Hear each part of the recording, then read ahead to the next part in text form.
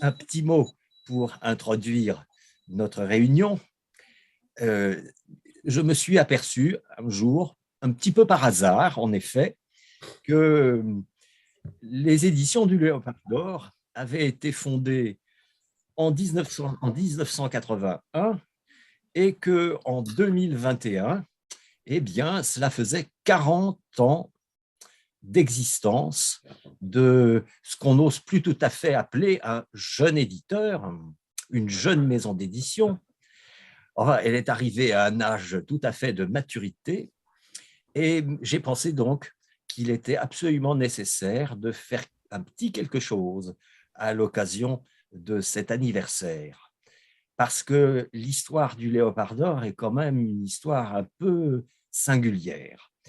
Déjà, les maisons d'édition nouvelles, on les compte vraiment sur les doigts d'une ou deux mains au maximum en France. Le métier d'éditeur, tout le monde le sait, ne permet pas de faire fortune et il occasionne beaucoup plus de soucis que de satisfaction, souvent. Mais des satisfactions, Thérèse Josset et Patrice de la Perrière en ont eu de nombreuses, et c'est là-dessus, évidemment, qu'on va insister.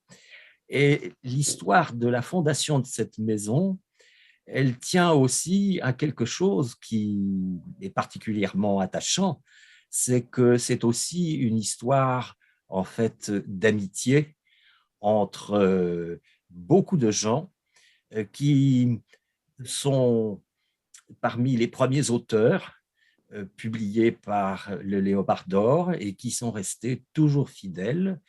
Et en dernier lieu, je voudrais dire que même si, évidemment, la vie d'éditeur n'est pas rose tous les jours, je crois savoir que le Léopard d'Or a encore beaucoup de projets en route et beaucoup d'ouvrages qu'il se propose de publier, ce qui montre quand même un dynamisme considérable qui convient de saluer comme il le mérite. Alors, donc, je vais laisser maintenant Patrice de la Perrière et Thérèse Josset nous raconter les circonstances dans lesquelles l'idée est venue de fonder une maison d'édition. Alors, je crois savoir que il y a eu au départ une fusion entre deux éditeurs différents, à savoir Thérèse Josset et les éditions du Matin Calme, qui se promettaient de se spécialiser dans le domaine de l'histoire de l'Extrême-Orient, de la Corée en particulier, et puis des éditions Patrice de la Perrière, qui était à l'époque un jeune spécialiste de numismatique et qui constatait qu'il y avait en effet dans ce domaine beaucoup de choses à faire paraître.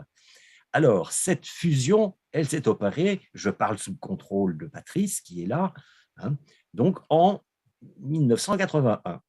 C'est ça. Voilà. Et comme Patrice de la Perrière était un spécialiste de numismatique, il fréquentait normalement, habituellement, le cabinet des médailles de la Bibliothèque nationale de France, où il a fait un certain nombre de bonnes rencontres, Voilà. notamment avec un conservateur de l'époque qui était Michel Pastoureau. Vous vous souvenez, Michel? Je m'en souviens très bien, oui. Nous nous sommes rencontrés avec Patrice un peu plus tôt, ça devait être en 1975, et avec Thérèse, peut-être la même année ou l'année suivante. Donc, cela remonte très haut. Et ils avaient tous les deux des projets de publication et d'édition et s'intéressaient à différents problèmes.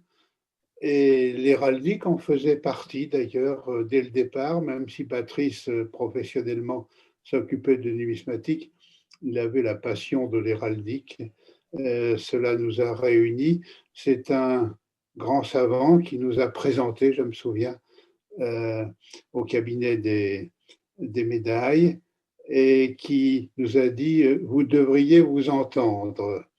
Il avait tout à fait raison. Depuis presque un demi-siècle, en effet, nous nous entendons très bien sous la bannière de l'amitié. Michel, tu peux peut-être prononcer, vous pouvez, pardon, prononcer le nom de ce grand savant.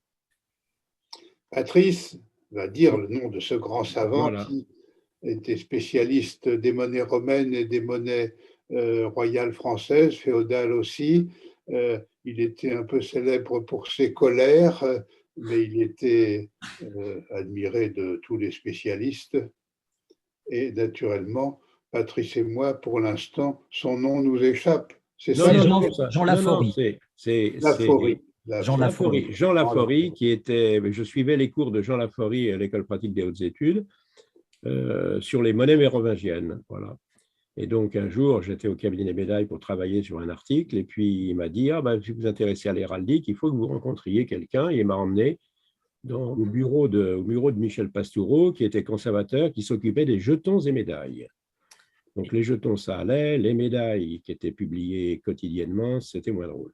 Mais sinon, on s'est connus là, et puis après, on ne s'est pas perdu de vue, voilà. Et puis, petit à petit, après, de Michel Pastoureau, on a édité le premier livre, ça a été L'Hermine et le Sinople, qui était un recueil d'articles. Et ensuite, il y a eu Figures et couleurs, ensuite, il y en a eu d'autres. Et donc, c'est comme ça que c'est venu petit à petit. Et puis ensuite, j'ai rencontré Michel Popov aussi, avec qui on a édité, quand l'édition a été créée, on a édité le premier livre, Artois et Picardie, moment d'anthologie poétique.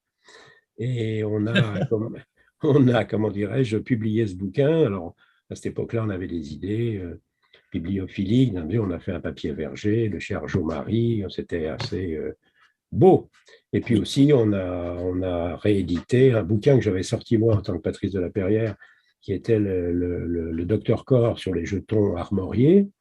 Et puis ensuite, on a ressorti, après, quand on était édition de Léopard d'Or, on a ressorti un exemplaire plus complet et qui a bien marché aussi, dans la mesure où c'était quand même une somme assez énorme de plus de 4000 jetons ou 5000 jetons. Oui, oui. Alors, signalons que ce corpus des jetons armoriés de personnages associés à l'histoire de France est actuellement épuisé.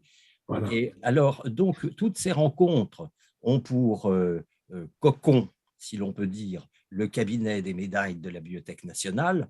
Alors, précisément sur ce terrain de l'héraldique, qui est très présent au départ dans les publications du Léopard d'Or, on va peut-être pouvoir passer à la photo suivante, si Yves Herriot m'entend et n'est pas trop absorbé dans l'accueil des participants. Alors déjà ici, c'est cette petite boutique de la rue du Couédic qui est maintenant le siège du Léopard d'Or, qui évidemment est bourré à craquer de bouquins, mais c'est une seconde adresse. Il y en avait une première. Oui, il y en avait une première, c'était rue du 4 septembre. Oui. C'est à l'époque où on avait des rêves de locaux. Oui, bien sûr. C'était un moment où je faisais de la numismatique, donc c'était le coin des numismates, pas très loin de la BN, et puis c'était le coin où il y avait pas mal de numismates. Et ensuite, on a trouvé ici, et on est très bien là depuis 1983. C'est un quartier très agréable. Le 14e, oui, j'y suis né, donc ça ne peut être que bien. Oui. Alors, on va voir à la photo suivante un autre personnage qui est devenu rapidement un auteur de Léopard d'Or, Jean Bellobre. Jean Bellobre, voilà, lui aussi, Jean Bellobre, connu. Il était à la Monnaie de Paris. Alors, il était le directeur de la Monnaie de Paris. Non, pas directeur, il était directeur du musée de la… Ah, oui, d'accord. Merci de cette rectification. Et donc, on a édité 2 bouquins de lui, d'ailleurs, Dictionnaire de numismatique médiévale et Histoire numismatique et monétaire de la France médiévale. Voilà. Oui. Alors, Jean Bellobre était aussi un grand ami de Yves Mettmann. Yves Mettmann, voilà, exactement. C'était un lien supplémentaire, mais cette fois-ci avec les archives nationales. Voilà. Alors, ces ouvrages de Jean Bellobre, ils ont connu un certain succès, je crois. Le dictionnaire de numismatique est épuisé. Il est épuisé, pratiquement. Oui. Les deux livres sont pratiquement… Il lui reste peut-être quelques exemplaires, mais enfin, c'est épuisé, on peut dire. Oui. Je ne sais pas si c'est le moment de proposer aux éditions de Léopard d'Or de faire une réédition de ce livre, parce que je constate qu'en matière de numismatique, il y a énormément d'ouvrages de référence, bien entendu. Il y a le grand traité, enfin, qui est un manuel pour les médiévistes, avec Jacques Bompère et une collègue. Mais pour le grand public, c'est vrai qu'il y a actuellement, à ma connaissance, pas d'ouvrage pratique, d'initiation, hein, et de méthodologie de la numismatique. C'est quand même très dommage, surtout pour des ignorants comme moi. Pas ma culpe. J'ai eu toujours beaucoup de mal avec les monnaies, et je rêve de m'initier un petit peu plus. Mais voilà, c'est le genre de petit manuel qui manque actuellement. Oui. J'avais écrit avant de monter l'édition Léopard d'Or, j'avais écrit 2 bouquins, un chez Hachette qui était La numismatique en Dilson. Oui. Et puis aussi, le premier, ça a été chez Guy Leprat, c'est une aventure, c'était la numismatique valeur d'art et de placement. Donc c'était l'époque où il y avait des problèmes de placement, d'investissement, etc. Donc il y avait ça. Voilà, ils avaient fait les timbres après, enfin bref. Alors, pour être complet là-dessus, les éditions du Léopard d'Or ont aussi publié le livre de Laurent Feller. Laurent Feller, sur le faux monnayage, au Moyen-Âge. Voilà. Qui est un ouvrage qui fait référence. Voilà. Et lui, il n'est pas épuisé, il est toujours disponible. Non, lui, il n'est pas épuisé, oui. On va peut-être passer à la photo suivante. Hervé, voilà. Hervé. Alors lui, Hervé, je l'ai rencontré dans les années 75 parce qu'il y avait un colloque sur l'héraldique capétienne qui se tenait à Angers. Et comme à cette époque-là, j'étudiais pas mal les médailles de Mauger, les médailles de Louis XIV. Donc, j'avais participé à ce colloque. Voilà, et c'est comme ça que j'ai rencontré Hervé Pinoteau. Et ce qui me fait dire qu'en fait, les éditions, elles sont nées du club des 3P, Pastoureau, Popov, Pinoteau. Voilà. Oui. Ça a été 3 personnes très, très importantes pour le Léopard d'Or, pour démarrer. Voilà. Oui. Et alors, la présence d'Hervé Pinoteau dans le comité des 3P explique l'importance de ce qu'il a publié au Léopard d'Or. On a sélectionné ici 2 couvertures de ses ouvrages, mais il y en a beaucoup d'autres aussi qui ont paru. Et puis, évidemment, ça a amené aussi les éditions du Léopard d'Or à publier des textes d'Hervé Pinoteau sur les engagements légitimistes de l'auteur, mais elles sont partagées par d'autres spécialistes de l'héraldique et de la sigillographie, je ne m'étendrai pas. Et donc, il faut saluer la publication faite de ces recueils de Pinoteau, recueils d'articles, et puis de ses ouvrages sur l'état présent de la maison de Bourbon, en 1991. Et malheureusement, donc, on va être très incomplet et on ne va pas pouvoir citer l'ensemble du catalogue du Léopard d'Or aujourd'hui. Bien sûr, ce serait long. Alors, donc, on sent bien que par ces liens établis entre Patrice de la Perrière, Thérèse Josset et le club des 3P, il y a eu des directions qui se sont imposées dans la politique éditoriale de la maison.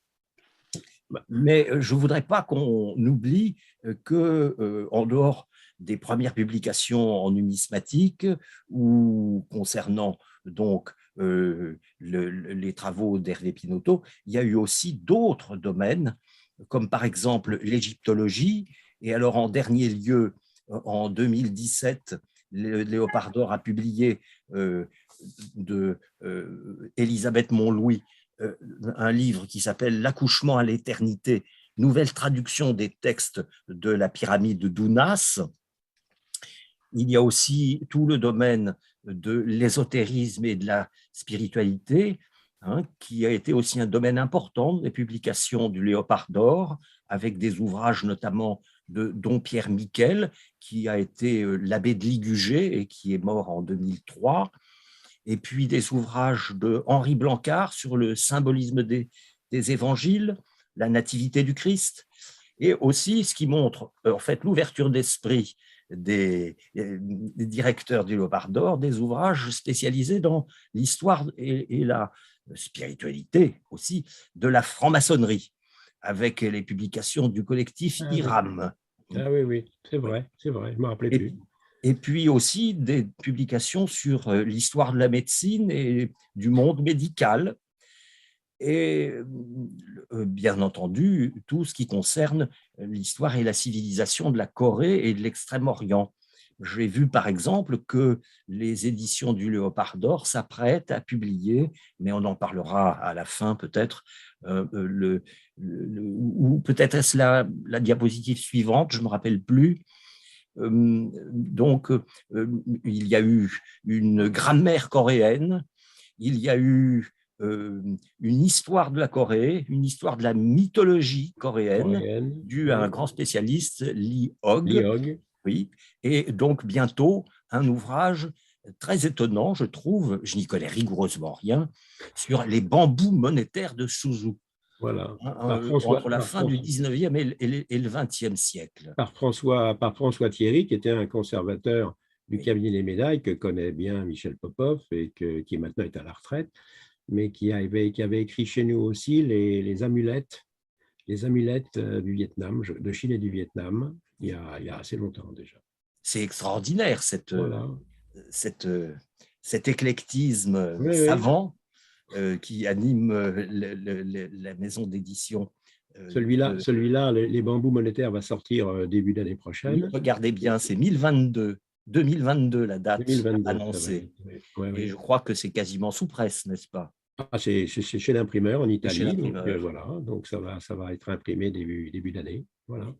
Alors, je voudrais aussi qu'on fasse un petit détour, pas très très long, hélas, parce que c'est quand même moins notre domaine, par le secteur des ouvrages consacrés aux artistes, sculpteurs, dessinateurs, peintres, tout cet aspect aussi des publications du Léopard d'Or. Et il y a eu, par exemple, à cet égard, un ouvrage important sur le peintre Georges Rouault, sur Michel Margueret, Frédéric Manguy, Guy Demain, les sculpteurs Pierre Lagénie, Jacques Le Dantec, Franco Adami, le dessinateur Alain Bonnefoy. Et puis, il y a eu aussi, alors ça, j'ai jamais bien compris, ce n'était pas les éditions du Léopard d'Or, c'était en fait un secteur à part, mais qui remontait toujours à Patrice Laperrière et Thérèse Josset, la revue Univers des Arts. Voilà, ça c'est autre chose, une autre société, ça. Voilà. Une autre société, mais c'est vous qui aviez les commandes. C'est nous qui avons créé ce magazine, voilà. Et sans trahir de secret, mais pour quand même établir une réalité, les revenus que vous procurez cette revue permettaient au fond de financer, au moins pendant un certain temps, certaines publications. Non, ça n'a jamais été mêlé. Ça n'a jamais été mêlé, ça. Non, c'est deux sociétés totalement différentes. Et donc, ça a été complètement, c'est différent. C'est très différent. Voilà. Bon. Alors voilà comme quoi il y a des idées qui traînent, des rumeurs et qui ne sont pas vérifiables, ni vérifiées. Donc c'était bien d'avoir une petite remise des pendules à l'heure là-dessus.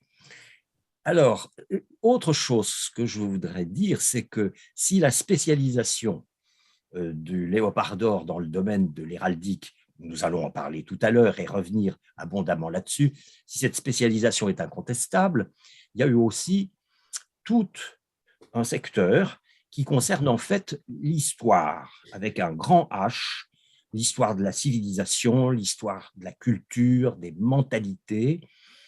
Et ça fait partie aussi du capital qu'a investi le Léopard d'Or et en particulier une collection qui a eu un grand succès et qui continue d'en avoir, la collection des cahiers du Léopard d'Or. Voilà. Alors là, je crois que c'est quelque chose d'assez précoce dans l'histoire de la maison d'édition.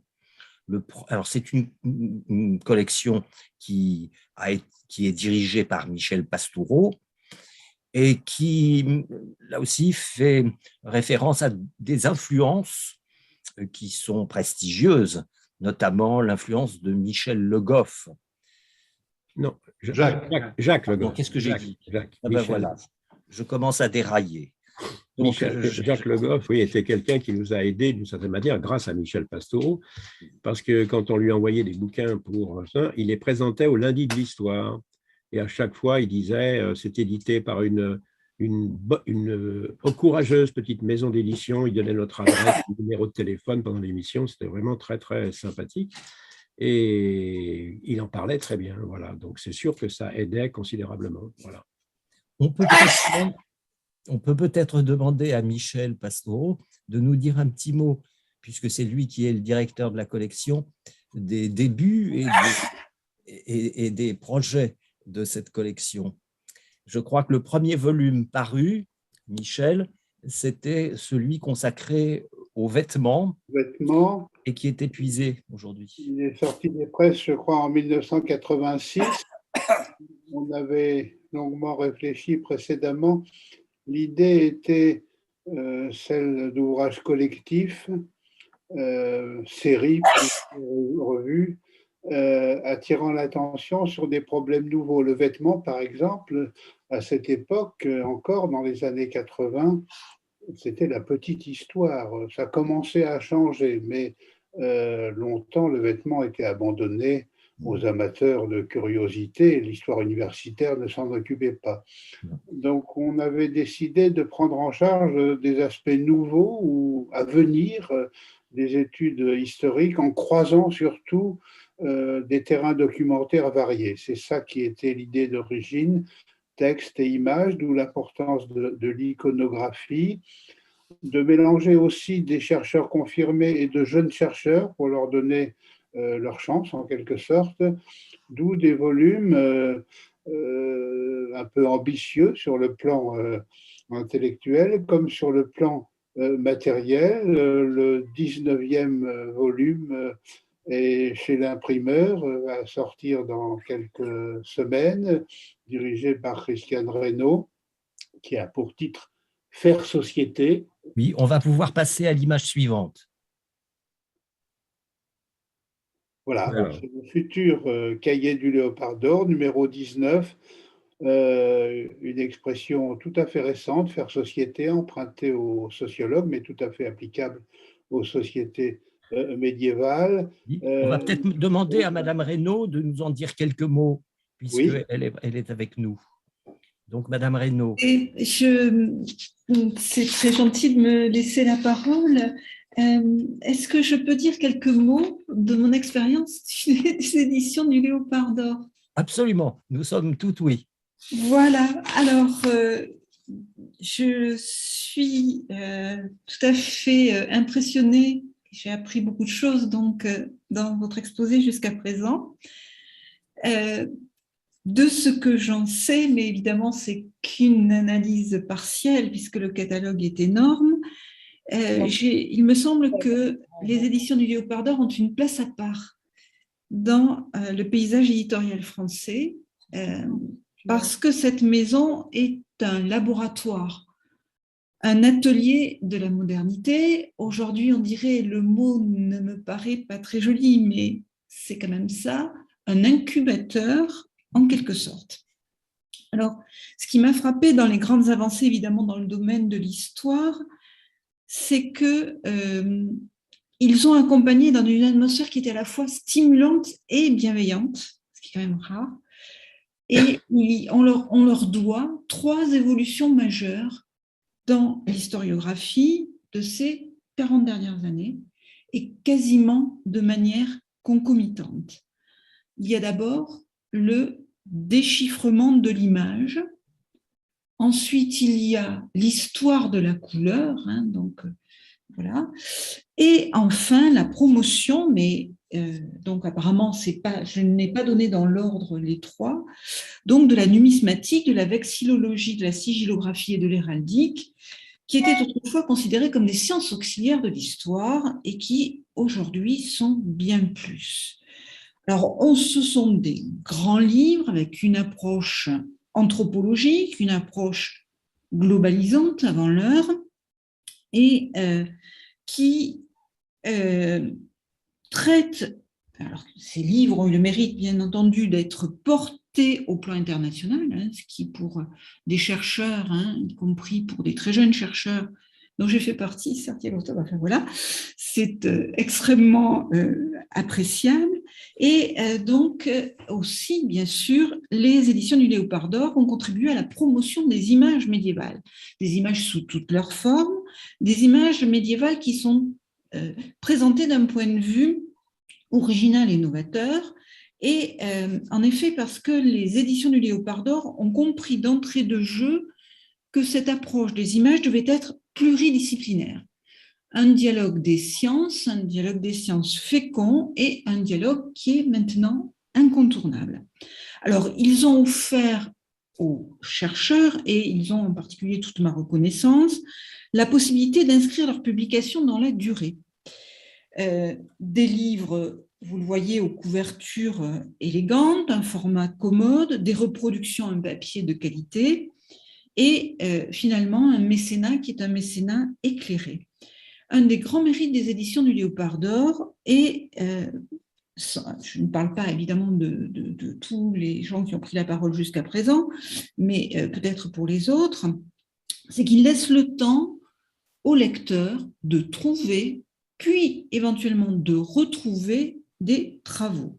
En fait, ce sont des amis des livres, ils les préservent, ils les font vivre, et il me semble qu'effectivement, eh bien, je peux les remercier, les mots me manquent d'ailleurs, de m'avoir accepté parmi leurs auteurs, de m'avoir accepté dans ce merveilleux compagnonnage intellectuel et amical, les points forts, ou plutôt les forts portant la faible. Voilà. Et donc, je les remercie vraiment. Alors ici, on a, je ne voudrais pas monopoliser trop longtemps la parole, donc simplement pour dire que c'est les éditions du Léopard d'Or qui m'ont accompagnée constamment dans un parcours aventureux, passionnant, en tout cas, qui m'a passionnée, un parcours qui était tout dévolu à l'histoire et aux images, comme document d'histoire, comme document témoin. Hein, voilà. Et je vous remercie donc d'avoir bien voulu m'entendre. Je dirais simplement à la fin que j'ai tenté constamment, par ma curiosité inextinguible, avec beaucoup de persévérance, et comme le rappelle avec un humour délicieux Patrice de la Perrière, de ruiner à plusieurs reprises les éditions du Léopard d'Or. Mais heureusement, Thérèse était là, et j'espère que je pourrai continuer à tenter de ruiner les éditions du Léopard d'Or en participant dans d'autres belles aventures éditoriales. Voilà. Avec plaisir. Merci. Merci à Madame Reynaud pour ce témoignage très émouvant, mais je crois qu'il y a quelque chose d'inruinable chez Thérèse Josset et Patrice Laperrière, c'est leur appétit et leur curiosité intellectuelle. Donc, alors évidemment, en fêtant ce 40e anniversaire, on espère que la maison continuera à exercer tout ce dont elle s'est chargée. Je reviens à Madame Reynaud pour signaler que parmi les ouvrages qu'elle a publiés au Léopard d'Or, il y a ce livre très intéressant et très curieux sur un thème qu'on ne connaissait guère, à la hache. Donc, histoire et symbolique de la hache. Mais bon, dans un gros livre, un gros livre. Oui, un gros livre. Unique en son genre, et alors dans un style tout à fait opposé, l'ouvrage consacré au livre d'heures. On passe de la hache à la brière, donc c'est assez étonnant, mais voilà ce dont des auteurs inspirés et des éditeurs intelligents réussissent à publier. Pour insister sur une chose que Mme Reynaud a dite et qui est très importante, donc cette approche pluridisciplinaire, ce regard croisé sur les images médiévales. Il faut peut-être remonter quelques années en arrière pour parler d'une figure à laquelle on n'a pas fait allusion jusqu'à présent, une rencontre de plus, et qui s'est ajoutée au groupe des 3P, mais là, il s'agissait d'un G, Jean Clénisson, qui était le directeur de l'IRHT, donc l'Institut de recherche et d'histoire des textes, qui appartient donc au CNRS. Alors, je crois que Jean Glénisson a aussi joué un rôle important dans l'évolution de la maison d'édition, et puis qu'il a été aussi l'intermédiaire avec un autre auteur principal des éditions du Léopard d'Or, un chercheur de l'IRHT qui nous a quittés aujourd'hui et qui était le père François Garnier. Voilà. Alors, est-ce que Patrice pourrait nous en dire un mot ? Disons que j'ai eu la chance de rencontrer Glénisson qui m'a contacté un jour en me demandant si j'étais d'accord pour reprendre les cahiers d'héraldique. Oui. Le CNRS, enfin l'IRHT en avait publié 3, mais ils arrêtaient. C'était Jean-Bernard Devèvre qui s'occupait de ça. Et donc, j'ai dit bien sûr, donc on n'en a fait que 2. Finalement, après, Jean-Bernard Devèvre a arrêté. Donc, on n'en a fait que 2. Mais surtout, il m'a présenté un jour, il m'a téléphoné en me disant « J'aimerais vous présenter quelqu'un ». Et c'était le père Garnier. Voilà, c'était un ami du père Garnier. Et donc, j'ai rencontré le père Garnier, il m'a montré son livre qui était « Le langage de l'image au Moyen-Âge, signification et symbolique ». Et c'était un type assez extraordinaire, quoi. Il était maire de son village, donc on pouvait dire qu'il était à la fois père et mère, ce qui était amusant. Et donc, il a, comment dirais-je, ça a été vraiment pour nous, c'était au départ, quoi. C'était au départ des émissions, des éditions, et donc ça a été vraiment, vraiment pour nous un départ réel de l'édition. Et donc, ça nous a permis après de faire des livres d'héraldique, etc. Mais disons que pour revenir avec le père Garnier, on a fait plusieurs livres. On a fait Le langage de l'image au Moyen-Âge, tome 1. En 2 volumes.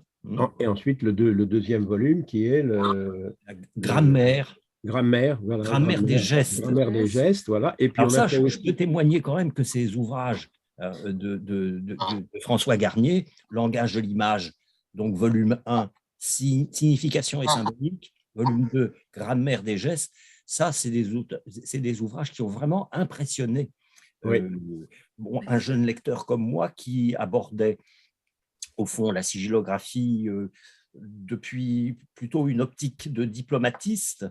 Et ces livres m'ont considérablement éveillé l'esprit à l'analyse des images, à laquelle je n'étais pas très formé au départ. Et on peut dire que les ouvrages de Garnier ont apporté vraiment quelque chose de neuf sur l'image et sur la lecture de l'image à travers les textes. Voilà. C'était vraiment une méthodologie, le décryptage de l'image.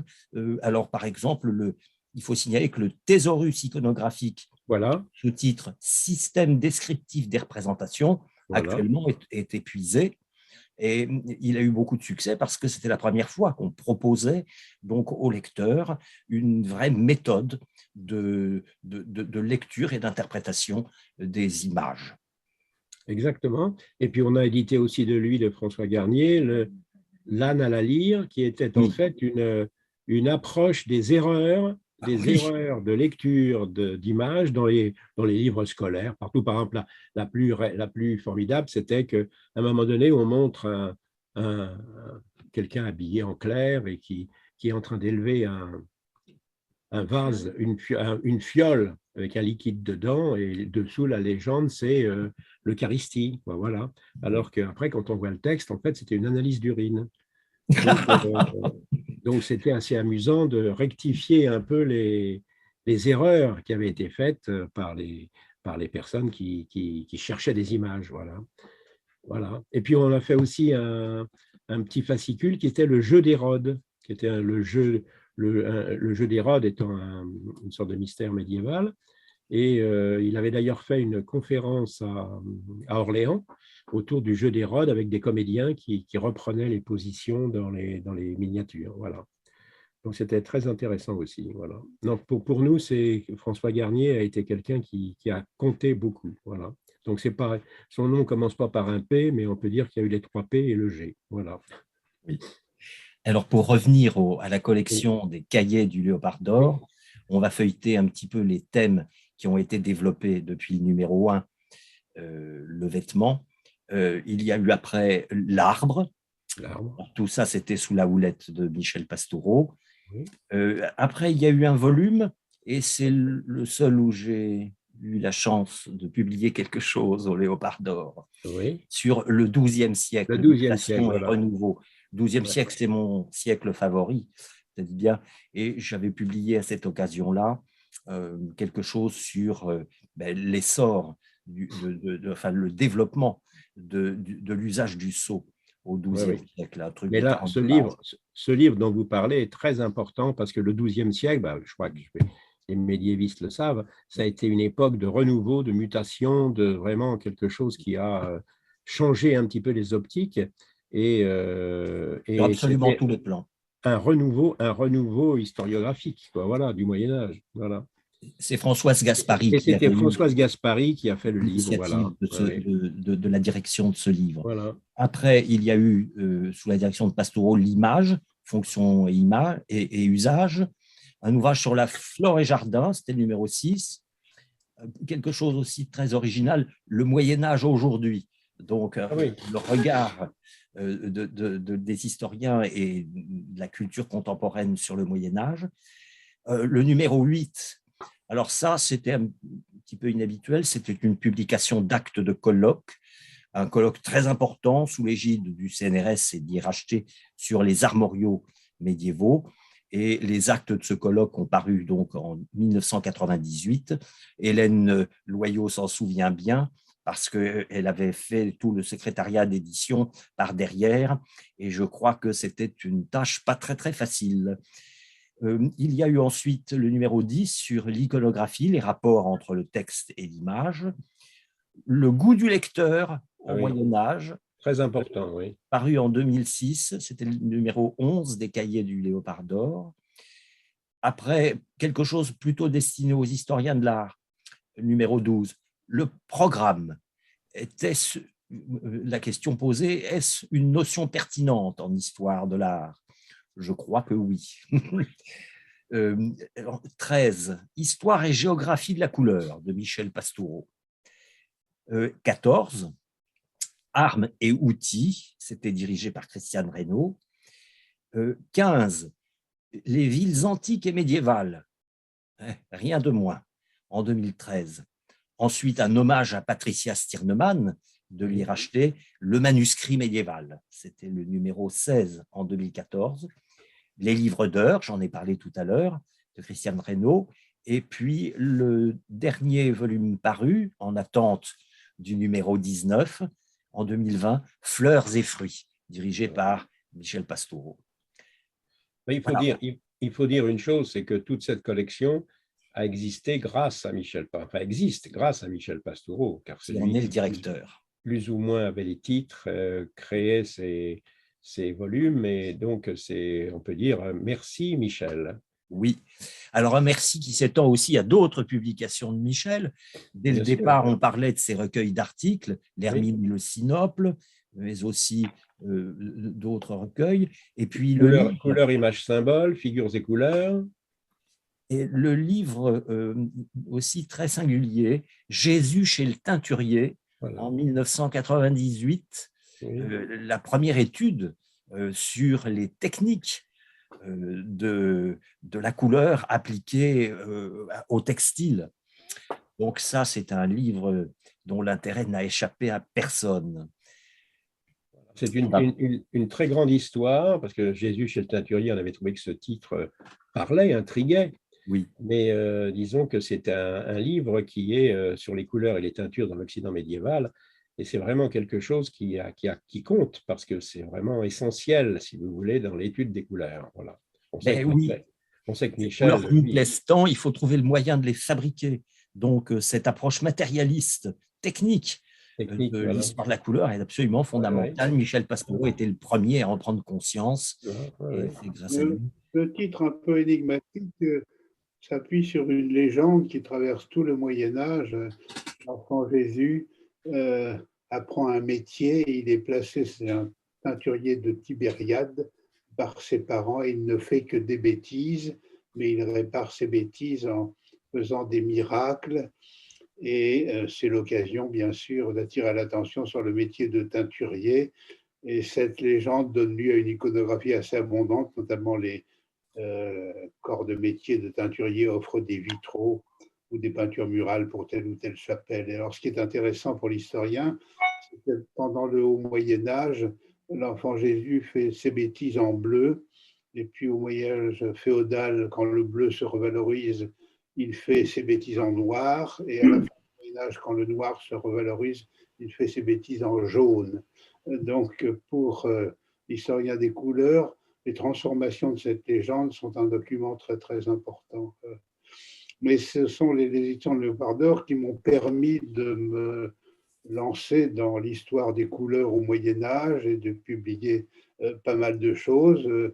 Pour l'instant, sous presse, il y a un dictionnaire encyclopédique des couleurs au Moyen-Âge que j'ai mis en forme à la pandémie, alors que l'ouvrage était un peu embourbé depuis quelques années. Il est reparti grâce à la Covid et j'espère qu'il va paraître dans quelques semaines. Je suis en train de corriger les dernières épreuves. Quelque chose me dit que c'est un bouquin qui va marcher. Oui, Merci Jean-Luc. je pense aussi. Je Il pense est aussi. gros, il a la forme d'un dictionnaire. Il y a environ 300 notices sur toutes sortes de problèmes concernant les couleurs au Moyen-Âge, les matériaux, les symboles, les faits de langue et de lexique, les pratiques, le vêtement, tout ce qui concerne la couleur et que j'ai pu relever ici ou là. Oui, on attend ça avec vraiment beaucoup d'impatience. Je reviens une seconde sur les cahiers du Léopard d'Or parce que j'ai commis un oubli en déclinant tous les titres. Il y a le numéro 9 dont je n'ai pas parlé, les rites de la justice, gestes et rituels judiciaires. De Christian Jacob. Alors ça aussi, c'est quelque chose de très, très singulier parce que, comme tout le monde sait, les historiens du droit et des institutions détestent les images. Ils n'aiment que le code, ils font tous les jours des cultes sur l'autel de la loi, mais quand il s'agit des représentations de la justice, ça, ils sont aveugles. Et Robert Jacob, qui est un ami et dont je voudrais aujourd'hui signaler les mérites, c'est le premier grand juriste, grand historien du droit, à s'attaquer à la question des images de la justice, non pas comme une simple illustration, mais comme en fait un élément fondamental de l'étude des pratiques judiciaires. Et alors là-dessus, Jacob ne s'est pas contenté de diriger le bouquin sur les rites de la justice, il a aussi publié ce livre extraordinaire, tout à fait unique en son genre, Images de la justice, dont je recommande la lecture à tout le monde parce qu'elle apprend une quantité de choses tout à fait fondamentales sur l'histoire du droit et des institutions judiciaires. J'en recommande vraiment, je fais de la pub pour ce bouquin. Jean-Luc, on pourrait souligner le rôle, d'un point de vue général, qu'ont joué les éditions du Léopard d'Or, en tout cas chez les médiévistes, grâce aux publications, grâce aux auteurs, grâce à la réflexion collective, pour séparer l'histoire des images de l'histoire de l'art, qui étaient très très liées pendant très longtemps et qui sont devenues deux disciplines entre-temps, bien sûr, un très fort cousinage, mais l'histoire des images est un peu distinguée de l'histoire de l'art, et je crois que la maison d'édition Le Léopard d'Or a joué un rôle important dans ce domaine, par ses publications. Absolument, absolument. Eh bien, on va pouvoir passer à l'image suivante, si Yves Herriot m'entend, pour évoquer la mémoire d'un ami disparu et qui aussi a été un auteur important pour le Léopard d'Or, Emmanuel de Beauce. On est inconsolable de ne plus l'avoir. Il nous a quittés il y a peu d'années au terme d'une maladie très cruelle. Et Emmanuel de Beauce, qui était juriste comme moi à l'origine, a fait paraître un dictionnaire du blason qui était une version grand public de l'ouvrage qu'il avait produit aux presses de l'inventaire des monuments et richesses artistiques de la France et qui était un guide méthodologique sur l'héraldique destiné à tous ces historiens de l'art et du patrimoine qui avaient à travailler sur l'inventaire. Donc là, pour un public plus large, le dictionnaire du blason d'Emmanuel de Beauce est quand même l'ouvrage de référence pour le public en ce qui concerne l'héraldique et son langage, à la fois langage verbal et son langage imagé. Et puis, bien sûr, Emmanuel de Beauce a publié plusieurs des armoriaux qui sont des trophées éditoriaux du Léopard d'or. Le plus important était bien sûr l'armorial du héros vermandois, publié en 1900, alors là, en 2000. Voilà. Et donc, à partir de de maintenant, nous allons peut-être nous approcher davantage de toutes ces publications concernant l'héraldique. Un petit mot d'abord, n'oublions pas qu'évidemment, l'héraldique doit beaucoup à l'étude des sceaux. Dans ce domaine, il faut saluer la publication par le Léopard d'or d'une réédition en fait augmentée, corrigée considérablement de l'ouvrage que le marquis de Belleval avait publié au XIXe siècle sur les sceaux armoriés du Ponthieu. Donc Michel Popov avait repris l'ensemble pour en donner une nouvelle version en 1984, c'est-à-dire assez tôt dans l'histoire des éditions du Léopard d'or. Et puis aussi une mémoire, mais je n'ai pas trouvé de photo de lui, hein, notre ami Pierre Bonny, qui avait… Sur les sceaux figurés. Sur un siècle de sceaux figurés, aussi un ouvrage qui a été quelque chose de fondamental pour les sigillographes et qui était une première approche de la chronologie du développement des images identitaires liées à la fabrication des matrices de sceaux.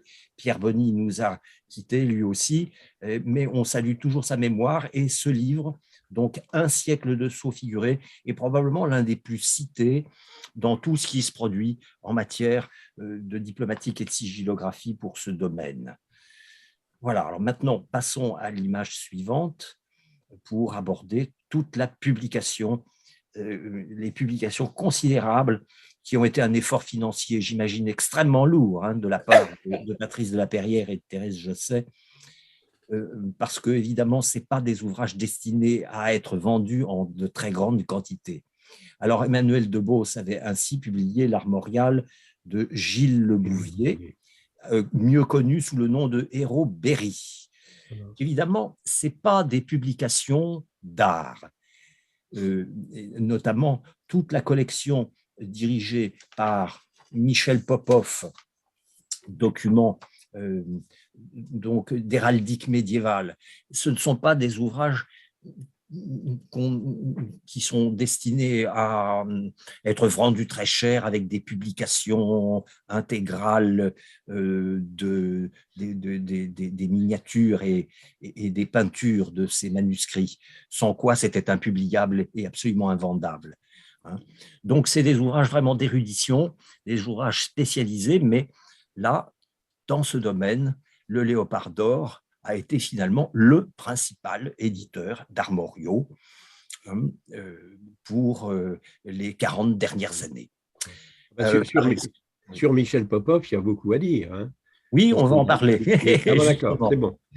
Donc, c'est Michel Popov, d'ailleurs, qui dirige les publications d'héraldique au Léopard d'or. Et dans les documents d'héraldique médiévale, il y a eu, par exemple, donc cet armorial de Gilles Le Bouvier. Ici, on a publié 2 images.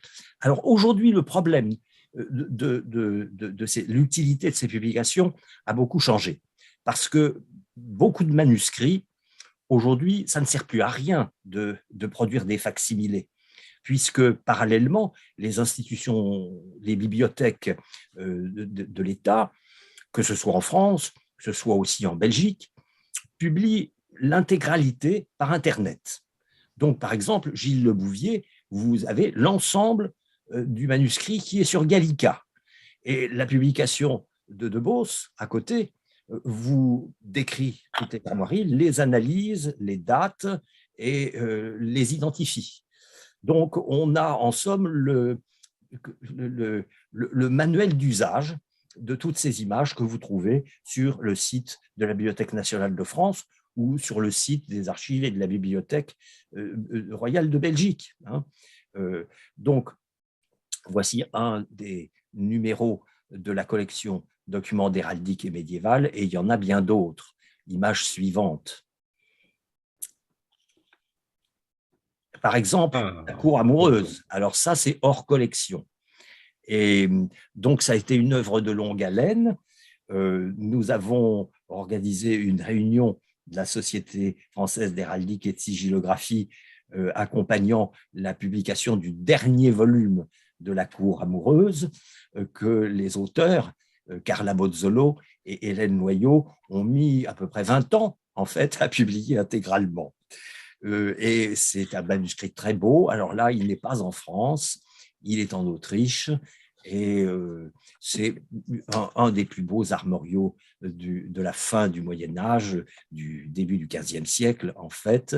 Et donc, un petit clin d'œil à Hélène, qui est avec nous, pour la féliciter d'avoir été jusqu'au bout dans la publication en 4 tomes, en 3 volumes, de cet armorial de la cour amoureuse, qui est un armorial très bizarre, puisque en fait, il réunit autour du duc de Bourgogne et de Charles VI toute une série de personnages qui, sans cet armorial, ne seraient jamais apparus avec leurs armes dans aucun armorial, puisqu'ils sont d'extraction bourgeoise, ce sont des membres de l'entourage royal à l'époque, reflétant l'importance de la place du duc de Bourgogne au sein de la cour royale.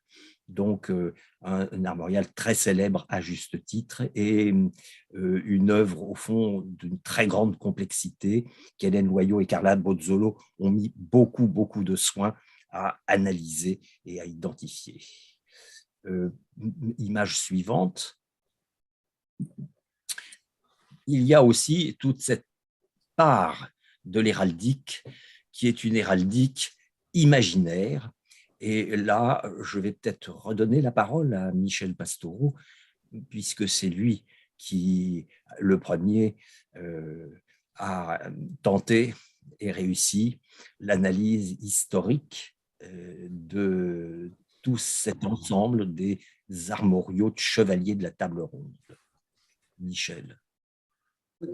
Dans ma thèse d'école des chartes, soutenue il y a 50 ans, j'avais constaté que dès l'origine des armoiries, on avait attribué celles-ci à des personnages imaginaires à un titre ou à un autre, ou à des personnages réels, mais qui vivaient avant l'apparition des armoiries.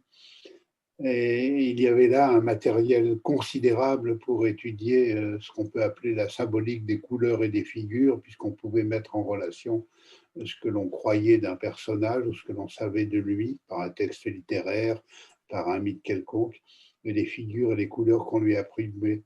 On avait prise sur la symbolique, entre guillemets, héraldique, ce qui est beaucoup plus difficile avec des armoiries véritables. Donc je me suis intéressé de très bonne heure à ces armoiries, et spécialement au corpus relativement stable des chevaliers de la table ronde. Les principaux héros ont des armoiries dès la fin du XIIe siècle ou le début du XIIIe siècle.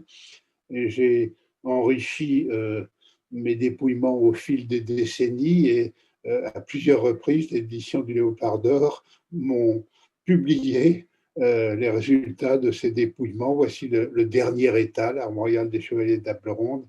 Je ne sais plus la date, de 2016 ou 2017. J'en trouve encore un petit peu ici ou là. On tourne autour de 180 ou 200 armoiries différentes. Il y a des héros de premier ordre et puis des personnages de troisième zone mentionnés simplement dans une liste de tournoyeurs ou de quêteurs du Graal. Et Patrice m'a beaucoup encouragé parce que, comme moi, il est un admirateur de la légende arthurienne, et c'est un matériel qu'on peut étendre à d'autres domaines littéraires. Les travaux restent à faire autour de la légende de Roland et de ses compagnons, mais on pourrait faire la même chose pour des époques plus récentes, l'armorial des grands romans du XVIe siècle ou l'armorial de la comédie humaine, puisque Balzac est un grand créateur d'armoiries. Bref, dans ce domaine littéraire et imaginaire, il y a pour l'héraldiste des documents qui sont nombreux, instructifs, et beaucoup dorment encore dans les bibliothèques. J'espère avoir sensibilisé une partie des jeunes chercheurs à ces questions. Voilà, donc l'héraldique imaginaire, le mot est à prendre dans un sens très très large, c'est une part importante des études héraldiques et je ne peux que m'en réjouir. Oui. Je crois que cette sensibilisation a marché parce qu'il y a quelques semaines, j'avais le plaisir de recevoir aux Archives nationales un jeune chercheur, vraiment très jeune, parce que l'héraldique, c'est un petit peu comme l'aventure de Bélix, on tombe dedans quand on est môme et puis on est marqué à vie. Et lui, il s'intéresse à l'héraldique de Tolkien et il voudrait proposer à la Revue française d'héraldique et de sigillographie un article là-dessus. Et je lui ai évidemment indiqué que la méthodologie, il fallait qu'il s'inspire de ce que vous aviez publié sur les armoriaux des chevaliers de la table ronde. Alors ici, j'ai trouvé sur Internet, sur Gallica, un manuscrit que je ne connais pas, le manuscrit français 1437, folio 9, verso, avec cette image relative à Gallimand le Blanc, pas le plus connu des chevaliers de la table ronde, et qui est le fils de Guiron le Courtois. Alors Guiron le Courtois, j'ai vérifié, il porte d'or plein, mais le fiston, lui, a un dragon rouge sur son écu et comme support deux dragons. Je ne sais absolument pas qui est Gallimand le Grand. Et puis je vois d'ailleurs que le peintre a oublié de faire l'initiale de Gallimand. Hein, vous voyez? Oui, on a pour le XVe siècle un certain nombre de manuscrits répertoires qui sont des dictionnaires biographiques des chevaliers de la table ronde. Certains sont très copieux, on en a jusqu'au début XVIe siècle. Et on sait tout sur leur parenté, les liens généalogiques, les armoiries, leur description physique, leur caractère. On s'aperçoit que tous les gauchers sont roux et ainsi de suite. Bref, c'est un matériel absolument fabuleux sur les systèmes de valeurs et les modes de sensibilité du Moyen-Âge finissant. Et l'héraldique y trouve sa part et assez souvent, ces textes nous expliquent pourquoi tel personnage a été doté de telle armoirie. Ce n'est pas toujours ce que l'on attendrait. Tantôt, c'est un épisode d'un roman littéraire bien connu. Tantôt, c'est un jeu de mots sur le nom du personnage ou son surnom. Tantôt, c'est une allusion à un épisode qu'on avait complètement oublié. Tantôt, c'est une symbolique tirée par les cheveux. Ça nous dit beaucoup de choses sur les procédés de symbolisation de l'héraldique littéraire et imaginaire. On peut penser que dans la réalité, il y a un peu de quelque chose qui ressemble à cela. Et puis, donc, parallèlement à cet imaginaire de l'héraldique, on voit aussi que ces armoriaux des chevaliers de la table ronde proposent un imaginaire de la parenté. Comme vous Complètement, oui, oui, tout à fait. Et on s'aperçoit que tout tourne autour de la parenté. La légende arthurienne, c'est une légende de l'identité et de la parenté, et l'identité ne fonctionne que par rapport à la parenté, et tout s'articule autour de 4 lignages, et contrairement à tout ce que vous savez, le personnage clé de toute cette légende, c'est la demi-sœur du roi Arthur, la reine d'Orcanie, la femme du roi Lot, la mère de Gauvin. Tout se construit autour de cette femme qui n'est pas très connue du grand public. Donc, encore beaucoup d'espoir à entretenir sur tout ce qu'on peut extirper, cette riche matière de Bretagne, version héraldique. Et Donc, il fallait saluer aussi la contribution des éditions du Léopard d'Or à ce domaine de recherche passionnant. On va passer à l'image suivante. Alors, parmi les productions les plus importantes du Léopard d'Or, en dehors des publications d'Armoriaux comme manuscrit historique, il y a la masse des instruments de travail publiés en général par Michel Popov, mais pas seulement par lui, mais souvent sous sa direction. Alors, entre autres, parmi les ouvrages récemment parus ou à paraître, il y a l'énorme armorial des cardinaux de l'Église catholique romaine par Michel Popov. Donc, on va peut-être lui redonner la parole pour qu'il nous en parle, parce que les cardinaux, il y en a eu quand même un certain nombre. Ça explique la dimension du volume. Michel? Oui, c'est une question qui m'a toujours intéressé en ce sens que c'est une institution extrêmement ancienne, existant toujours. Oui. Et ce qu'il faut savoir, c'est que les textes stipulent clairement que tout cardinal doit prendre des armoiries. Oui. Déjà, dans les textes les plus récents, c'est confirmé. Il y a bien sûr, comme dans tout corps constitué, des mauvais esprits, des mauvaises têtes. Les cardinaux français sont très représentatifs de ce côté-là.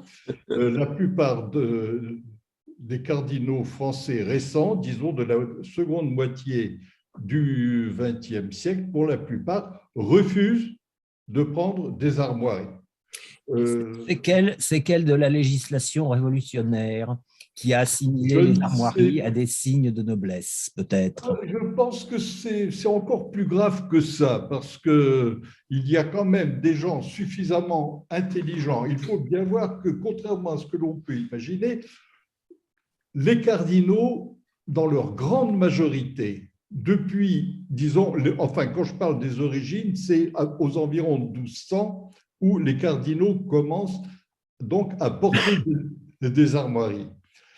Et ce qu'il faut voir, c'est qu'on a affaire, dans la grande majorité, à des personnages extrêmement cultivés, souvent même très savants, et qui savent parfaitement dans quelle ambiance ils évoluent.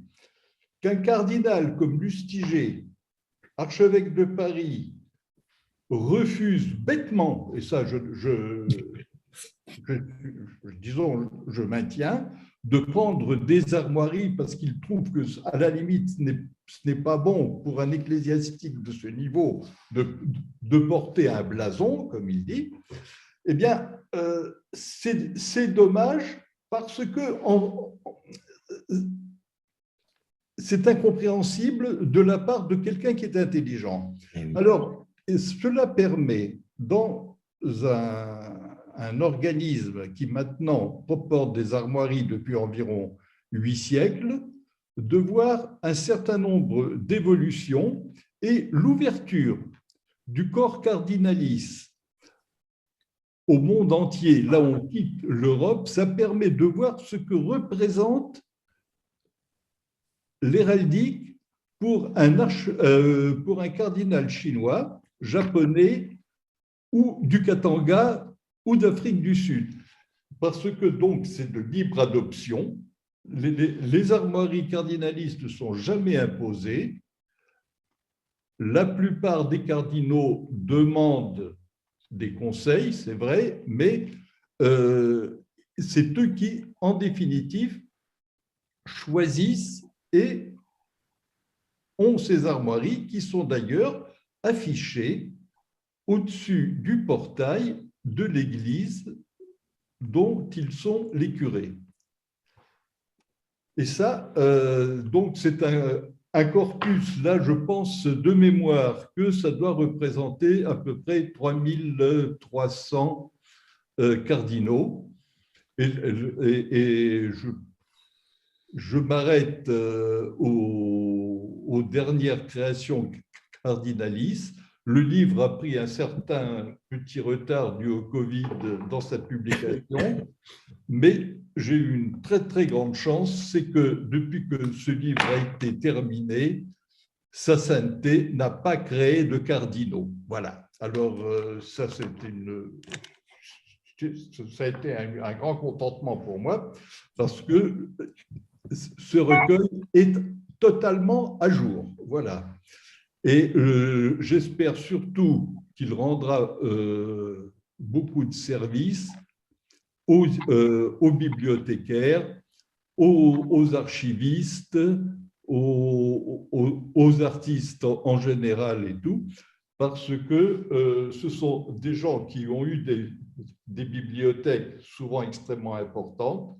Dans un passé encore récent, ils ont souvent commandité des œuvres d'art et je pense que cela aidera à donner un état civil à un certain nombre de représentations artistiques dont on ne sait pas toujours, à première vue, qui les a commandités.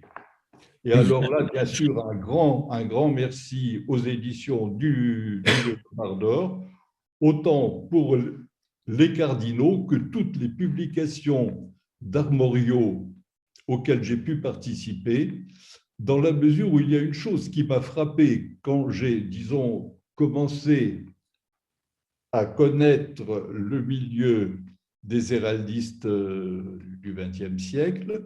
On parlait beaucoup sans avoir vu beaucoup de documents. C'est le livre de Michel, le traité d'héraldique de Michel Pastoureau, qui m'a impressionné quand j'ai vu dans sa bibliographie qu'au fond, il y avait eu très peu d'armoriaux édités.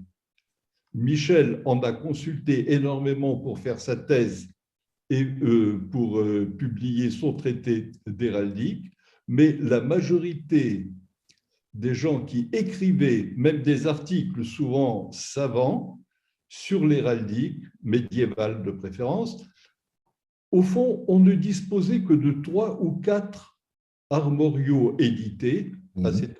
Mais je parle là des années 70.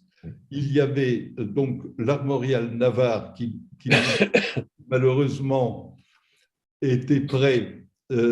Emmanuel de Beauce en avait préparé une édition qu'il faudrait essayer de retrouver. Il y avait le lamentable armorial Berry, qui est une horreur profonde, et des travaux, et quelques travaux beaucoup plus savants. Et je me souviens que Michel Pastoureau, ayant occupé une place centrale dans le renouveau héraldique, il fallait fournir le matériel pour continuer à travailler sur l'héraldique, c'est-à-dire en éditant les armoriaux. Et des instruments de travail. Donc, des instruments de travail, parce que là, on se situe avant l'apparition d'Internet, qui, comme le disait Jean-Luc tout à l'heure, a mis en ligne la grande majorité des armoriaux conservés dans les bibliothèques et les archives, mais à cette époque-là, disons jusqu'en 1990-95, il n'y avait pas encore grand-chose sur Internet. Et avec un certain nombre de collègues et de confrères, nous avons lancé la collection des documents d'héraldique médiévale. Et là, je souligne le courage des éditions du Léopard d'Or parce qu'au début, nous autres, nous n'avions pas encore accès à l'informatique. On remettait une copie tapée à la machine à écrire et il fallait composer. Et les éditions du Léopard d'Or faisaient composer le texte. Tout ça, ça coûtait très cher pour un rendement économique à la vente proche de zéro, il faut bien l'admettre. Et là, nous sommes encore un certain nombre à nous demander comment le Léopard d'Or a survécu en proposant de telles publications. Voilà. Merci Michel de ton témoignage. On va passer à la… Ce que je voudrais, Jean-Luc, si je peux dire quelque chose, je voudrais dire que Michel Popov, avant de faire cet armorial des cardinaux de l'Église catholique romaine qui va sortir là dans le premier semestre, enfin même avant, il avait fait ce livre qui est le Armorial des papes et des cardinaux en 2016, je crois. Oui, voilà. Et donc, c'est un bouquin assez énorme aussi, qui a 600 pages, avec beaucoup de planches. Et donc, c'est aussi un ouvrage assez extraordinaire. Et parallèlement à ça, il a fait beaucoup d'autres hauts livres, comme l'Armorial de Gueldre, par exemple. Alors, on va en parler. Bon, d'accord. Oui. Donc, je vais trop vite. C'est-à-dire que c'est une question de… Il y a tellement de choses au catalogue du Léopard d'Or que, bien évidemment, il faut essayer de procéder un peu de manière thématique. Alors, là, on parlait des instruments de travail. On va passer à la diapositive suivante. Il y a eu donc… Oui, non, là, on est toujours dans la rubrique des armoriaux, avec là aussi une chose assez amusante, c'est-à-dire que l'armorial du dénombrement de la comté de Clermont-en-Beauvaisis, c'est un manuscrit très singulier et donc qui est autant un document d'histoire de la féodalité, d'histoire administrative qu'un armorial. Donc Michel avait déjà publié une première version, elle était épuisée. Et donc, parmi les ouvrages à paraître bientôt, il y a une nouvelle édition de cet armorial qui est vraiment un document très extraordinaire. On va passer à l'image suivante, qui donc, là aussi, se rattache à ces outils de travail à la disposition des chercheurs, mais sur une période qui n'est plus le Moyen-Âge, donc le recueil des chevaliers de l'ordre de Saint-Michel. Là aussi, c'est une œuvre de longue haleine, hein, et c'est destiné à rendre des services à tous ceux qui donc travaillent sur les biens mobiliers ou immobiliers des élites de l'époque moderne. Alors voilà le tome 4 apparaître aussi en 2022. Et qui fait suite à toute une série, à 3 volumes précédents consacrés au même sujet. Il va apparaître là, le 4, le 5 et le 6 sont prêts, donc ça va être édité à la rentrée. Et Michel prévoit un numéro 7, un volume 7, qui sera un petit peu les index, armorum, de tous les volumes qui sont parus sur le recueil historique des chevaliers de l'ordre de Saint-Michel. Voilà.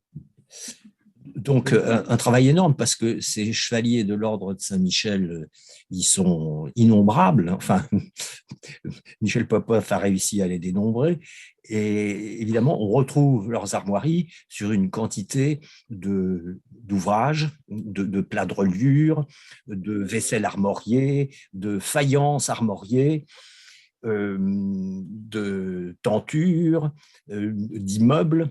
Donc, voilà le type même de cette production d'outils de travail destinés à l'ensemble des historiens. On va passer à l'image suivante. Attends, est-ce que je peux dire quelque chose, Jean-Luc? Oui, c'est que Michel Popov a décidé de s'arrêter à une certaine date sur les chevaliers de Saint-Michel, parce qu'il y a eu une réforme à la fin du XVIIe siècle, je crois. Et donc, il explique dans le dernier volume, il expliquera pourquoi il s'est arrêté à cette date de réforme. Alors, parmi ces instruments de travail, mais concernant d'autres pays que la France, il faut signaler donc tous ces travaux publiés par Michel Popov sur, alors là encore en préparation, l'héraldique espagnole, mais avant, il y avait eu donc tous les répertoires d'héraldique italienne que Michel Popov avait rassemblées. Alors, donc, par exemple, Toscane, sauf Florence, parce que Florence a été publiée ailleurs, le royaume de Naples, Venise, Rome, et donc bientôt les éléments d'héraldique espagnole. Est-ce qu'on a encore une image après ça? Oui. Alors, retour aux armoriaux. Bien entendu, une des publications les plus utiles pour les médiévistes, ça a été la publication scientifique et critique de l'armorial de Gueldre. Sans donc les images originales du manuscrit, qu'on trouve maintenant sur le site de la bibliothèque donc royale de Belgique, mais avec donc toutes les notices de cet armorial qui est énorme et donc qui peut être daté de l'extrême fin du XIVe siècle, début XVe, par l'analyse critique de toutes les armoiries contenues dans ce recueil. L'armorial de Gueldre est, il faut le rappeler, l'un des plus beaux armoriaux du Moyen-Âge et aussi un des plus complets. Armorial général, armorial international. Et le travail d'édition critique est évidemment un travail colossal. Il faut saluer aussi ce qui a été très précoce dans la collaboration entre Michel Popov et les éditions du Léopard d'Or, toute cette série qui s'appelle les marches d'armes, qui sont, comment dire, d'un usage un peu, très spécialisé, puisque en fait, il s'agit du dépouillement sous la forme de tables héraldiques concernant certaines marches, des régions, en gros, mais des régions sans contour géographique précis, donc ce que les armoriaux appellent des marches. Alors là, il faut rappeler que dans cette collection des marches d'armes, il y a eu premier volume Artois-Picardie, deuxième volume Normandie en 1985, ensuite Berry, Auvergne, Touraine, et puis finalement un quatrième volume en 1988 sur la Touraine. Tout ça avec Michel Pastoureau faisant ses dépouillements, ses fiches, et évidemment avant l'informatique, c'était quand même un travail de titan. Bravo. Moi. Pardon? Michel Popov. Oui, c'est Michel Popov. J'ai fait un lapsus encore, c'est possible. Oui.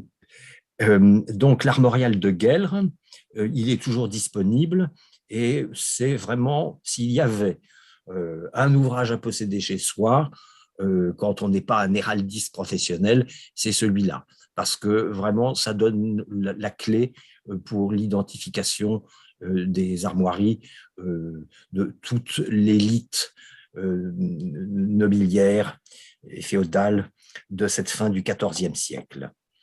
Moi, je m'en sers presque tous les jours. Dès que j'ai un problème, paf, je vais voir ce qu'il y a dans l'armorial de Gueldre. Et si je ne trouve pas, je vais voir ailleurs. Mais je commence par Gueldre. Est-ce qu'il y a une image après?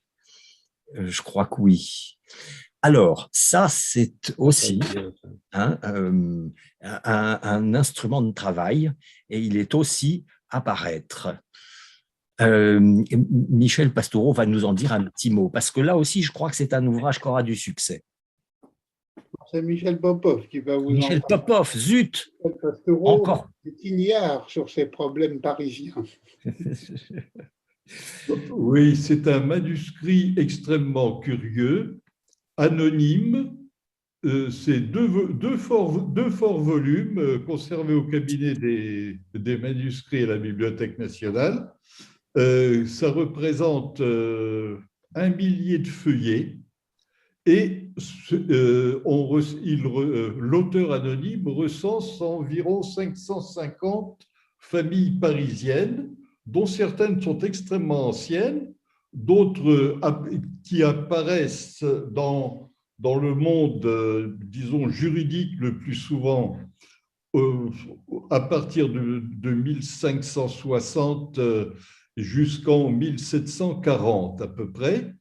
Et là, il y a donc systématiquement un début de généalogie généralement un début de généalogie assez méchante pour montrer, disons, que voilà, monsieur machin, qui est maintenant marquis de ceci, cela, sort de la fange, par exemple. Ça, c'est une terminologie que cet auteur anonyme emploie assez régulièrement, c'est sortir issu de la fange.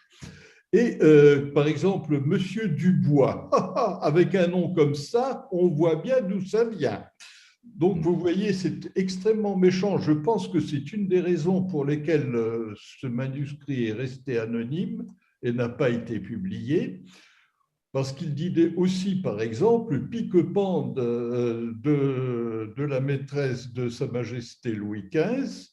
Là, ce n'est pas gentil non plus sur ses origines familiales. Mais l'intérêt aussi, c'est que ces 550 ou 560, je ne me souviens plus très bien, familles sont toutes dotées d'armoiries, mais d'armoiries exactes, non imaginaires, ce qui en fait aussi un armorial. Chaque notice est relativement courte, disons, c'est entre 4 et 25 lignes à peu près, auxquelles j'ai rajouté un certain nombre de repères bibliographiques. Voilà, c'est préfacé par un de mes anciens collègues spécialistes de l'histoire parisienne, Alfred Fierot, qui donc s'en est donné aussi à cœur joie dans la préface parce que c'est un texte qui lui convenait beaucoup. Voilà, mais c'est un fait que j'espère pour les éditions du Léopard d'Or que cela excitera un certain nombre d'achats de curieux. Je crois. D'ailleurs, je vais certainement être parmi les premiers acheteurs parce que, bon, bien que je sois médiéviste et pas très intéressé au fond par les questions nobiliaires et généalogiques, je l'avoue, ce qui est un défaut pour quelqu'un qui prétend être président de la Société de critique et de géographie. Bon, en revanche, ces conflits au sein de l'élite entre une élite qui revendique une légitimité historique parce que sortie de la noblesse d'épée, bon, oui. Et puis, une nouvelle noblesse qui arrive en masse, hein, ça a été montré et analysé par des collègues modernistes. Par exemple, Guy Chaussinan-Nogaret avait publié des passages inoubliables dans ses livres sur la noblesse à l'époque moderne. Hein. Donc, une noblesse d'office qui bientôt constituera les 3/4 de l'ensemble de la noblesse. Bon, alors, ces tiraillements, ces rages, c'est un phénomène historique passionnant. Donc, bien que n'étant pas médiéviste, ça m'intéresse beaucoup. Mais il faut dire que quand j'étais dans les amphis à Nanterre, tant que j'étais en active, je devais faire cours sur des trucs qui remontaient depuis Hammurapi jusqu'à 1945. Alors, donc j'ai eu l'occasion de m'intéresser à beaucoup de choses, même superficiellement, mais ça, c'est un phénomène qui ne m'avait pas échappé. Donc, je lirai ce livre avec beaucoup d'intérêt. Et puis, alors, évidemment, sans compter là aussi l'usage que peuvent en faire tous les historiens de quelque discipline que ce soit, dès qu'il s'agit d'identifier des livres, des céramiques, de l'argenterie, etc., etc., etc. Et puis, voilà. Donc, ces familles parisiennes, on sait aussi que le phénomène de Paris est un phénomène un petit peu unique en Europe, avec cette centralisation qui n'a pas attendu le jacobinisme pour s'imposer, le fait qu'à Paris habitent toutes les grandes familles, ou les familles un peu moins grandes, mais venues dans les élites grâce aux offices. Donc ça, à mon avis, ça va être un ouvrage irremplaçable et je souhaite beaucoup de succès à cette publication. Je sais plus ce qu'on a après comme image. Ah oui, donc ça, c'était pour annoncer les choses qui vont bientôt paraître et qui vont être, je n'en doute pas, des succès de librairie. Alors, je vois que on n'a évidemment pas épuisé tout le trésor du catalogue des éditions du Léopard d'Or au terme de cette séance. Mais je me réjouis beaucoup de voir autant de projets éditoriaux presque mûrs, parce que tout ça, c'est des ouvrages qui vont, s'ils ne sont pas déjà, être sous presse bientôt. Donc, je me réjouis très fort. Et donc, pour éviter d'être incomplet, il vaudrait mieux que je fasse appel aux autres participants pour nous dire ce qu'on a oublié, ce qu'on a évoqué trop rapidement. Donc, à vous tous.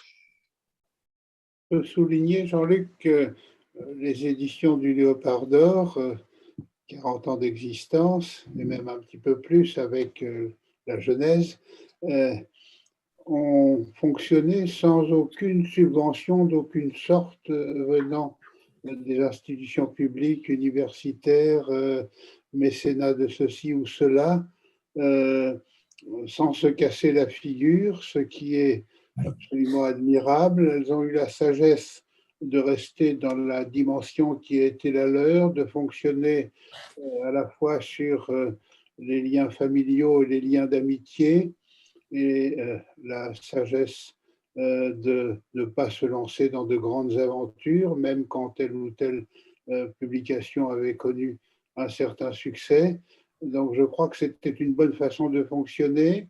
Et pour moi qui me suis toujours intéressé à l'histoire du livre et de l'édition, au-delà même des problèmes d'amitié et d'affection qui nous unissaient tous, j'ai été très intéressé de voir les problèmes d'une maison d'édition de petite taille par rapport à ceux d'une maison plus grande, moyenne ou colossale.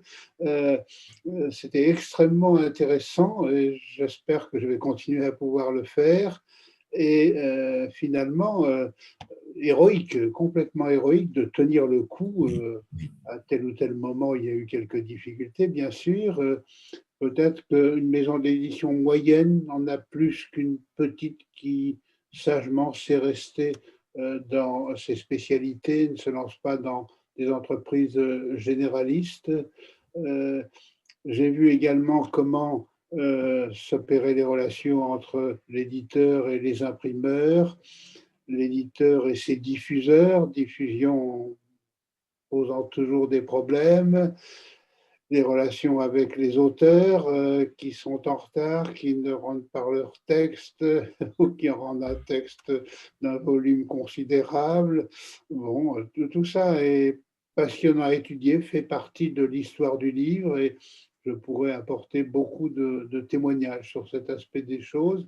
Donc, merci à Patrice et à Thérèse de m'avoir appris, au fond, ou aidé à apprendre beaucoup de choses. Je me rappelle des débuts héroïques qu'on n'a pas évoqués, ou à peine, mais quand Michel Popov a publié dans la série Marche d'armes le volume Artois et Picardie, Patrice a dit qu'il avait été tiré sur un papier de grand luxe, Conquérant Ivoire, je me souviens. Il faut préciser que les éditions du Léopard d'Or avaient acheté une presse et que Thérèse a tiré feuille à feuille toutes les pages des exemplaires du 10 volumes, un travail absolument insensé. On était parti sur vraiment des visées déraisonnables qu'il a fallu bien sûr abandonner pour les volumes suivants. Cette presse encombrante et coûtant fort cher, les éditions ont réussi à s'en séparer, mais c'était des débuts héroïques et qui font partie de la mythologie des éditions du Léopard d'Or et de nos premiers liens d'amitié autour du livre, des problèmes du livre. Merci Michel. Et c'est un bel. Alors donc, Thérèse, je sais, et Patrice Laperrière sont sacrés ce soir héros de l'édition contemporaine. Un dernier petit mot avec l'image suivante. Donc, précisément convaincu de l'héroïsme et soutenu par l'amitié des éditions du Léopard d'Or, on a confié à cette maison la diffusion et l'impression de la revue française d'héraldique et de géographie. qui elle aussi pourrait avoir une chronique dans l'histoire de ces résurrections rédactionnelles, parce que c'est vrai que quand on voit les premiers numéros de cette revue, je ne parle pas de ceux d'avant-guerre, qui sont très très beaux, mais de ces volumes qui ont paru au lendemain de la guerre, sur un papier, alors qui n'était certainement pas un papier de grand luxe, mais une espèce de papier épouvantable, tout ce qu'on pouvait trouver dans les années 1946 et suivantes. Bon, on se dit qu'aujourd'hui, on est parvenu à quelque chose de beaucoup plus satisfaisant sur le plan scientifique et sur le plan éditorial. Donc, comme c'est le Léopard d'or qui, depuis plusieurs années, assure maintenant la diffusion, qui ne rapporte pas grand-chose, de la Revue française d'héraldique et de sciagraphie, on a pensé que, et Hélène Loyot nous donnait l'autorisation tout à l'heure, ainsi que Dominique Delgrange, donc on vous annonce que cette quatrième croisade, c'est-à-dire le tome 73-75 de notre revue, et ce soir, pour tous ceux qui en font la commande, cédé à 50% de sa valeur, c'est-à-dire 20 €, et en espérant que... alors, c'est un très beau bouquin, et c'est très gros, parce qu'il y a énormément d'auteurs, qu'il s'agissait en fait d'une exposition consacrée à tous les tenants et aboutissants de cette quatrième croisade, la conquête de Constantinople, l'appropriation de tout le trésor de reliques de Constantinople, qui se retrouve donc en France grâce aux croisés. Donc, c'est un volume que j'avais trouvé passionnant. C'était Inès Villela-Petit qui avait pris la direction de cette publication. Et donc, ça s'est très peu vendu parce qu'on a eu ce gros coup de malchance de sortir quelques semaines trop tard. Donc voilà, vous pouvez l'acquérir donc pour 20 €. Vous adressez votre commande aux éditions du Léopard d'or qui vous l'enverront. Et donc, merci de donner le chèque à l'ordre des éditions du Léopard d'or. Bien, alors, il est temps de conclure cet anniversaire. On ne peut pas faire sauter le bouchon de la bouteille de champagne par visioconférence, ça ne marche pas. Mais vraiment, tout le cœur y est. Toutes nos félicitations, toutes nos amitiés, tous nos vœux pour l'avenir de cette maison. Et donc, merci de votre participation à tous.